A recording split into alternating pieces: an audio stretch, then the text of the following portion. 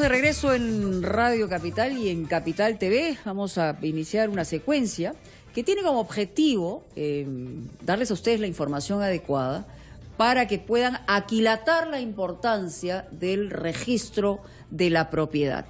Vivimos en un país donde la informalidad es enorme. Ojalá el próximo gobierno tenga como una de sus prioridades ver de qué manera se seduce a la población para poder aumentar la formalidad que nos va a llevar al desarrollo. De otra manera, la vamos a tener mucho más complicada. Pero claro, la informalidad no es porque la gente quiera ser informal, sino porque ha encontrado en muchas ocasiones imposibilidades de acceder a la formalidad, por lo menos en un sector. Me refiero a la propiedad. Vamos a hablar de qué cosa hace la SUNARP, para qué sirve, de qué manera puede uno tener la información adecuada para saber que nuestra propiedad está garantizada en su registro y que podemos tener en la mano la herramienta necesaria cuando algún vivo quiera aprovecharse de una circunstancia determinada, como hemos visto en otras ocasiones. Me dicen que hay 10 millones de propiedades registradas en SUNARP. Y lo que vamos a hacer a continuación es conversar con Alonso Amoró Figueroa, que es subdirector de normativa registral de SUNARP, para hablar precisamente de las formas como se deben registrar, por qué se debe registrar, por qué es importante que seamos en esto formales, por qué debemos recibir alerta, porque la propiedad, claro, se consume en el momento que uno paga y el otro recibe el dinero, y hay un contrato de por medio en el mejor de los casos, pero puede pasar que esa propiedad no esté garantizada y no esté protegida y que cualquier zamarro se haga de esa propiedad. Gracias por estar aquí. A ustedes gracias. A ver, empecemos. ¿Cómo funciona la SUNARP? ¿De qué manera y cuáles son las atribuciones que tiene la SUNARP? Ok. La SUNARP es un ente regulador, ¿no? Pertenece al sector justicia y lo que hace la SUNARP es establecer los lineamientos, la normativa, el marco general que va a permitir regular la gran mayoría de registros jurídicos que tiene nuestro país, el registro de predios, el registro vehicular, de personas jurídicas, de mandatos, etcétera. Entonces su función es básicamente una función de administrar, establecer las políticas para que los registros se manejen de una manera coherente, ordenada hacia el ciudadano, ¿no? Entonces, esta gestión, por ejemplo, lo que ha hecho es básicamente afiatar mucho el compromiso de que el usuario nos vea a nosotros como aliados de ellos en la protección de su propiedad, de su patrimonio. Pero para ser aliado hay que conocer, pues. Exacto. O sea, pero uno y otro. En realidad, en términos de necesidad también, en términos de servicio. ¿Cuáles han sido los inconvenientes que han tenido inicialmente para tener esta comunicación y para que el usuario se dé cuenta que esta es una forma atractiva de proteger una propiedad, un registro, lo que fuere? Así es. Digamos, hay un problema, que no es un problema, es una característica de nuestro sistema. Y es que para usted ser propietaria no requiere inscribir en el registro. Claro. ¿No? Yo puedo celebrar un contrato de compraventa, yo le puedo vender a usted un departamento, usted firma el contrato, va a la notaría, firma la escritura y se queda ahí. ¿Es propietaria? Es propietaria. Ya. Pero en registros, quien sigue siendo propietario soy yo. ¿Se da cuenta? Entonces yo, que aparezco como propietario en el registro, puedo vender ese mismo bien a otra persona. Y esa otra persona va a ir un paso más allá del que fue usted. ¿Cuál va a ser ese paso más? Va a inscribir en el registro. Claro, y los sinvergüenzas están detrás. ¿Y quién va a ganar ahí? El que inscribió. El que inscribió. No el primero. Claro, pero los sinvergüenzas, los abogados que están vinculados a estas propiedades en litigio, en situaciones que no han sido concluidas, terminadas, es lo que se ha visto y se conformó, y lo tenemos clarísimo, en mafias organizadas que finalmente va en detrimento de la gente. Así es. Que ha comprado con mucho esfuerzo una propiedad. La problemática, digamos, del registro en ese escenario que usted plantea se concreta en el documento falso. Ok. ¿Ya? Una cosa es el documento falso. ¿Cómo prevenimos eso nosotros? Nosotros ya hemos, digamos, nosotros nos preguntamos, ¿no? ¿Qué se necesita para falsificar un documento que puede escribirse en el registro? El papel. Claro. Yo falsifico el papel, falsifico la escritura, el acta. ¿Qué hemos hecho? Hemos creado el SID, que es ahora el documento electrónico. la firma electrónica.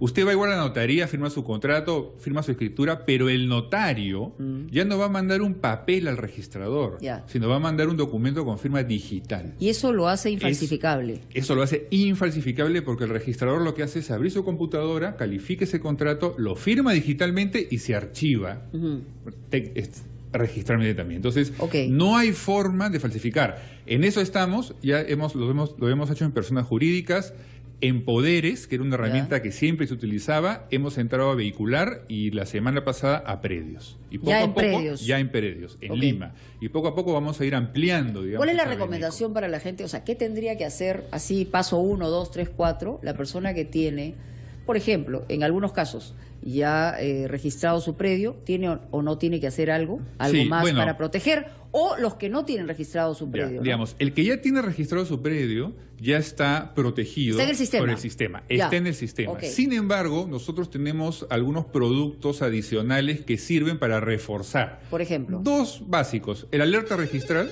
que es gratis, lo hace en 5 minutos a través de la web. Y la alerta lo que le va a permitir a usted es que si alguien presenta algún documento respecto de su predio, automáticamente le llega un correo a su teléfono o a su computadora indicándoles. ¿En qué porcentaje? Porque la alerta registral es algo que ha venido escuchándose en los últimos años, pero ¿se ha incrementado esto o la gente, digamos, no lo ha tomado en cuenta, no ha recibido la información? Tenemos aproximadamente, yo calculo, unos 150.000 partidas con el alerta, pero si estamos hablando de un número de 10 millones es poco. Poquitísimo, Ahora, en los últimos años ha ido increciendo el número de gente que se inscribe a la alerta, pero en realidad deberían ser casi todos. Vamos con llamadas. Si lo animo a ponerse el auricular para que escuche la llamada. Hola, buenas tardes. Sí, buenas tardes. ¿Qué tal? ¿Con quién hablamos? Sí, bueno, mi nombre es Pablo, llamo desde el Callao. Pablo. Sí, quería hacer una consulta. Mire, no hay un contrasentido ahí cuando el señor dice que si, por ejemplo, en ese ejemplo que dio al comienzo de que compra un departamento, firma pues la minuta y ahí se transfirió ya el bien, o sea, es válida la transferencia, pero después siguiendo con su mismo ejemplo, esta persona no lo había inscrito en registro y lo vende a otra persona y sí lo escribe. Pero ahí no hay un contrasentido. Si es válida esa venta, es lo que yo no entiendo. No puede ir esta persona con este contrato, después que lo ha inscrito y lo ha vendido la otra persona, y ante un juez reclamar que él lo compró primero, pero que no lo inscribió porque no se lo exigía la ley. La parte que no entiendo, o sea, no hay un contrasentido. Bueno, a ver. Sí, es una pregunta realmente muy interesante porque es la pregunta que nos hace entender lo poderoso que es el registro. Nuestra ley nos dice que uno es propietario sobre el solo consentimiento, 949 del Código Civil. Entonces yo necesito, firmo el contrato y soy propietario. Pero también la ley nos dice que cuando existen conflictos de derechos, es decir, hay 2 personas que alegan la propiedad respecto al mismo bien, entonces el sistema da una serie de reglas para ver a quién prefiero. Y entonces, ¿a quién prefiero? Al que compró, fue propietario, pero no publicitó ese derecho, lo mantuvo oculto, lo mantuvo en la notaría, nadie se enteró, o al segundo que compró y sí lo publicitó. Entonces, ese segundo que compra de alguien que ya no era propietario, porque yo ya se lo había vendido a usted, ¿no es cierto? Pero el sistema tiene que funcionar dando confianza. Entonces, el mensaje que nos está dando es: si tú compras de quien aparece en el registro como propietario, tú estás comprando correctamente. Aunque esa persona que aparezca en el registro, en realidad, ya lo haya transferido a otra persona. Pero el sistema beneficia, el sistema privilegia a aquel que llegó al registro y publicitó su derecho. Bien, vamos con otra llamada. Hola, buenas tardes. ¿Qué tal? Buenas tardes. Capital contesta. ¿Con quién hablamos? Rodolfo de Ventanilla. Rodolfo, sí. ¿Cómo está?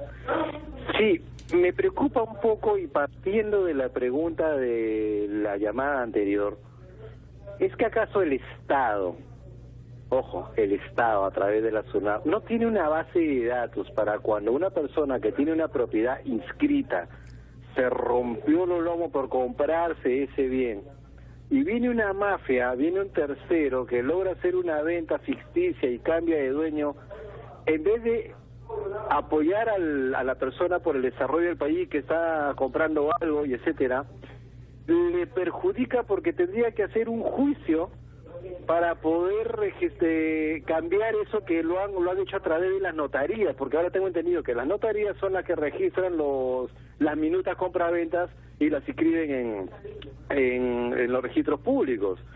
¿Es que acaso el Estado, en vez de ayudarle a su pueblo, a su gente, le perjudica con estos vacíos, entre comillas? Porque no quiero pensar que de repente haya mafias internas que se presten para estas cosas como parece que lo es.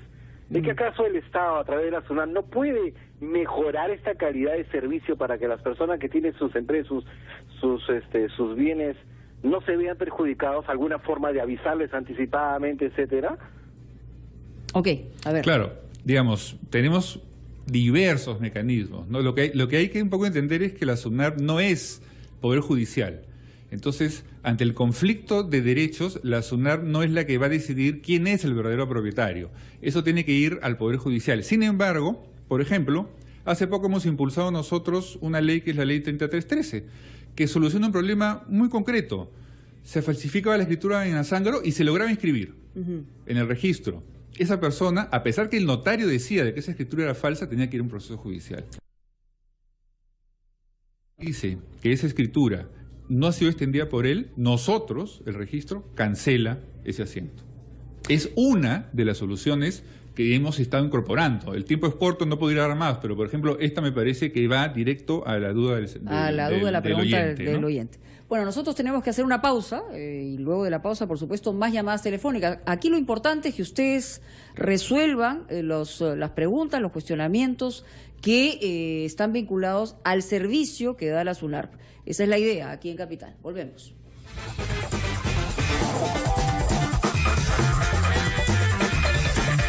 Radio Capital, estamos conversando sobre la SUNARP.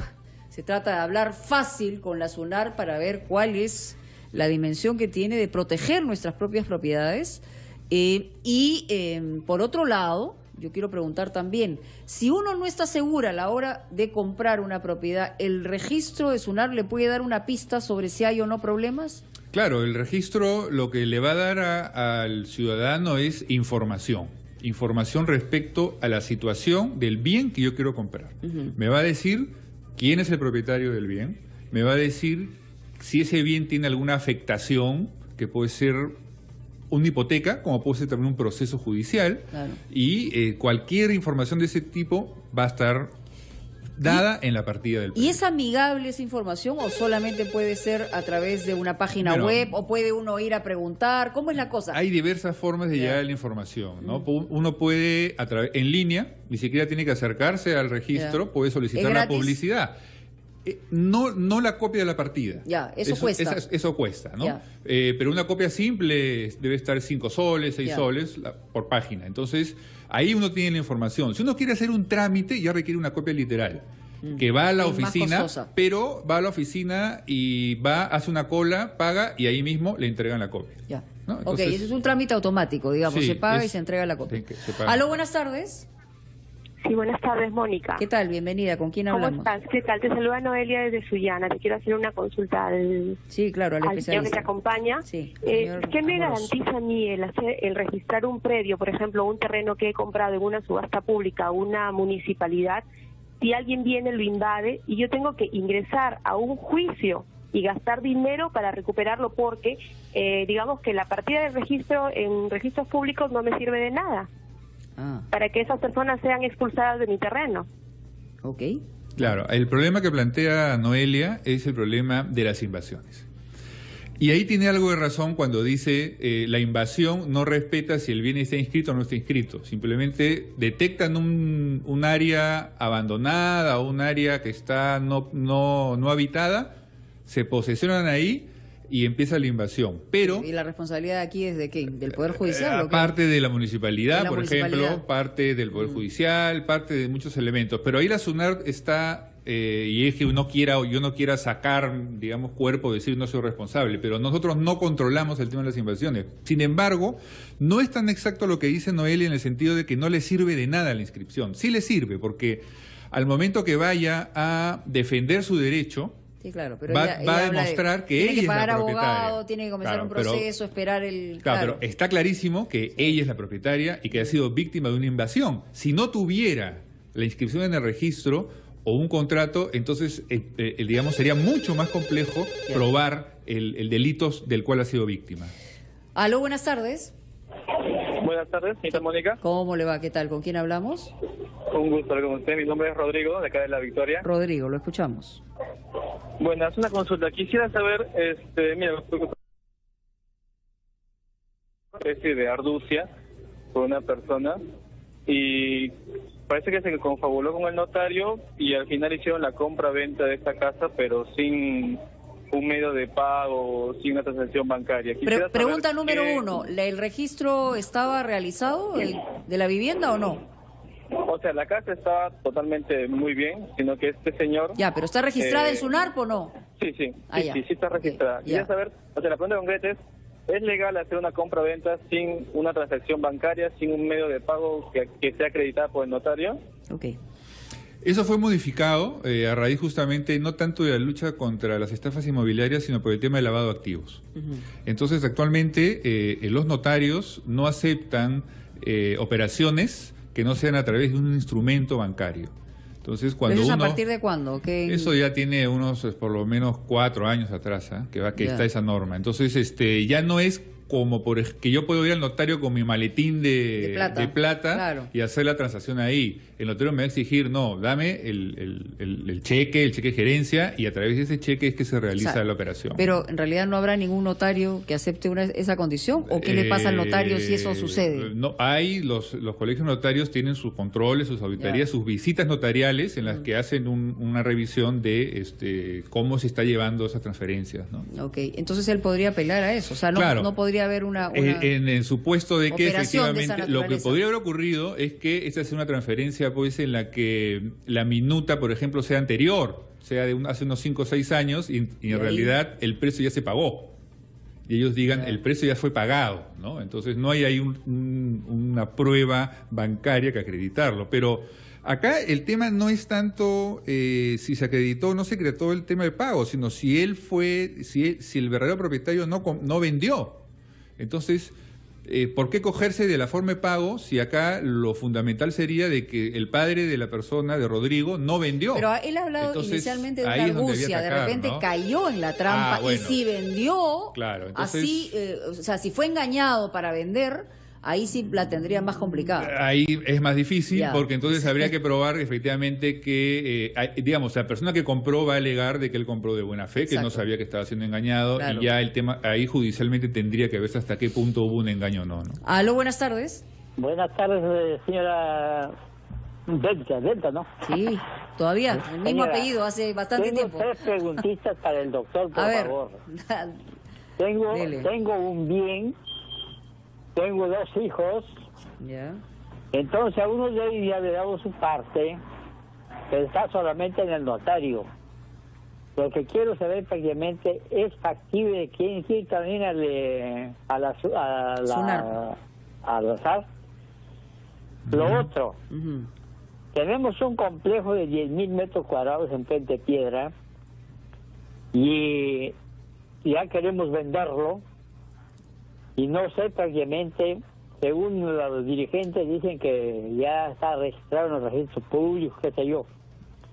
Y podemos hacerlo, registrar también ante el SAR. Ya. Ok, esas son las preguntas. Muy bien, muchísimas gracias. A ver. Bueno, la primera es referente a él, tiene un bien, tiene 2 hijos y dice que ha adelantado. Lo que debe haber hecho es un anticipo legítima respecto de parte de ese bien a uno de sus hijos. Eso es perfectamente legal, se puede inscribir en el registro siempre y cuando tenga la escritura pública, ¿no? Ahora, acá, yendo un poco más al detalle, si lo que ha dado él es un anticipo de acciones y derechos de un porcentaje, no habría problema. Pero si lo que él ha anticipado, que es común, es el segundo piso, por ejemplo, ¿no? Entonces, ahí sí, para poder inscribirlo, primero habría que escribir un reglamento interno, independizar, es más complejo. Okay. El señor tendría que ver si anticipó un porcentaje de acciones, tiene la escritura, lo presenta. Ahora, los hijos, a la muerte de los padres, reciben por partes iguales, ¿no? Claro, pero uno tiene la posibilidad, digamos, de anticipar. Entonces, Ya. cuando se da la muerte, Para que quede opera una figura muy que es claro. la colación y el que recibió antes tiene que devolver o el valor o el bien y ahí todo se redistribuye. Ya. Y la ¿no? otra pregunta La era otra sobre el pregunta complejo. es, bueno, es un complejo de 10.000 metros cuadrados, un terreno. Si el terreno está inscrito, no hay ningún problema. Que verifique que esté inscrito. Que porque- verifique que esté inscrito. Y acá más bien me parece que él habla de una asociación. En estos casos es muy importante que los representantes de esa asociación estén debidamente inscritos en el libro de personas jurídicas. Ajá. Porque a veces el terreno está inscrito, pero en la asociación ya se han olvidado de inscribir las juntas y entonces... Y eso también se hace en la SUNAR. La SUNAR, ahorita estamos hablando del registro de bienes, Claro. pero la SUNAR es más que el registro de bienes. Tenemos Claro. todo lo que es personas jurídicas, asociaciones, cooperativas, sociedades anónimas y todo lo que es personas naturales. Formación de empresa. Todo lo que es el mundo empresarial Ok. también pasa por nosotros. Y Desde lo más chiquito hasta lo más Así grande. es, desde una sociedad de 3 socios hasta el Banco Continental o que sea, ¿no? Cualquier empresa que cualquier tenga empresa y 1000 también empleados. todo lo que es las personas naturales, las asociaciones, los poderes, etcétera, ¿no? Ok. Aló, buenas tardes. Aló, buenas tardes. Bienvenida, Yo quería ¿con quién saber hablamos? sobre el anticipo de legítima, si se puede registrar como la propiedad. A ver, primero, ¿con quién hablamos? Con la señora Mercedes. Mercedes, Buenas entonces, tardes, usted, señorita Mónica. ¿cómo le va? Usted tiene una propiedad, Tengo una propiedad que es en un anticipo de legítima que mi papá me dejó. le dejó a usted, ya, Ujú. ok. Pero él ¿Qué no lo documento? tenía en los registros públicos. No lo tenía en los registros públicos. ¿Y Nunca usted lo inscribió porque antiguamente no se inscribía, solamente de palabra, nomás decía mi papá, era Ya. que se compraba los bienes. Ya, pero tiene Pero el tengo la papelito de compra y anticipo venta de mi papá, legítima. eso. Pero tiene el registro de anticipo de legítima, o sea... eso- Claro, yo ya. tengo el anticipo legítima, Ya. pero no puedo registrar mi propiedad porque es un terreno de 15 hectáreas y cuando yo he ido a Huaraz me dicen que no, me hacen una serie de problemas y ya lo he dejado. A ver, Claro, eso es un problema... ¿Recurrente? Sí, recurrente y que es parte un poco de esa informalidad nuestra, ¿no? En la que tenemos el contrato, lo tenemos ahí guardado, fallece nuestro familiar, queda ahí. Entonces es muy difícil armar la cadena de contratos y además que tienen que ser vía instrumento público para poder inscribir, pero hay una salida y es la prescripción adquisitiva. Entonces, si yo logro probar que poseo ese bien 10 años, ¿no? Entonces puedo ir a un juez o a un notario, que es más Ok. rápido. El notario verifica que yo estoy poseyendo ese bien Sí. por 10 años con una serie de requisitos adicionales y el notario es el que me otorga un acta que me permite a mí inscribir ese bien en registros públicos. Perfecto, ese es el mecanismo del proceso. Es Muy bien. una alternativa. Vamos a tener frecuentemente la visita de los representantes de SUNAR para informarlos a ustedes y responderles sobre todo las inquietudes que puedan tener. Alonso Amorós Figueroa, que es subdirector de normativa registral de SUNAR, estuvo con nosotros. Muchas gracias. Muchas gracias a usted. Ya regresamos. Pregunta provocadora. ¿Ah? PPK, ¿debió o no debió decir que iba a ir a visitar a Gregorio Santos en la cárcel? ¿Qué les parece a ustedes? Luego de la pausa, también doy mi opinión. ¿Estuvo bien?